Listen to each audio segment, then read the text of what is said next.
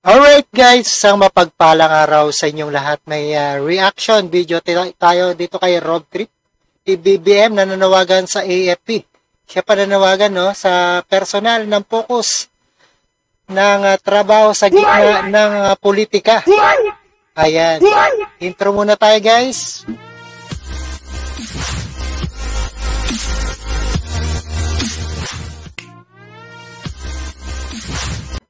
Alright guys, nananawagan ito nga si PBBM sa Pangulong Ferdinand Marcos Jr. na sa kanyang mga tauhan sa Armed Forces of the Philippines na manatiling nakapokus sa trabaho, huwag magpatinag sa mga naririnig sa ingay sa politika. Ayon kay PBBM. Alright, panoorin po natin guys. And hindi maingay ang usapin patungkol sa iringan ni na Pangulong Ferdinand Marcos Jr. at Vice President Sara Duterte. Kaya naman sa pagbisita ni President Marcos Jr. kahapon, November 29 sa Southern Luzon Command o SOLCOM sa Camp Guillermo Nakar sa Quezon, ipinanawagan ng punong ehekutibo sa mga militar na manatiling nakapokus sa trabahong pagprotekta sa bansa at huwag magpalinlang sa usaping politika. Huwag kayong nalililang sa mga nangyayari. Let's stay focused. Pare-pareho tayo. Ako, ganoon lang kanilang isip. Pagka maraming maingay na nangyayari, iniisip ko lagi, ano ba talaga trabaho ko?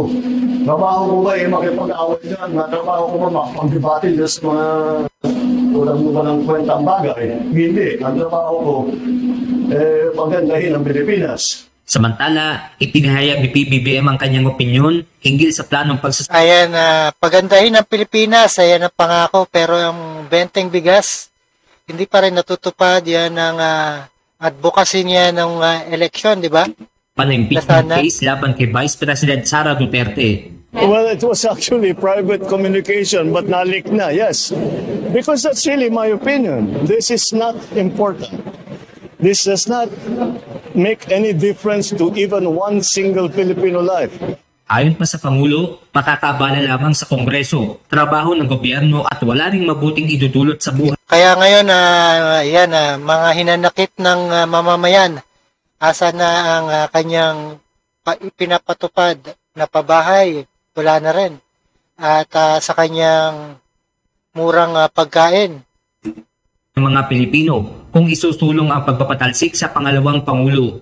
Kung kaya't hindi na niya ito dapat pang pag-aksayahan ng panahon. What will happen to if somebody files an impeachment? It will tie down the House, it will tie down the Senate, it will just take up all the time, and for what? For nothing. Pero nang tanungin naman ang Pangulo sa kung dumating na sila sa point of no return ni VP Sara, you reach the point of no return, you and me. Ayan, ayaw na sagutin dahil alam na, galit na rin. Never say never. Benedict Samson.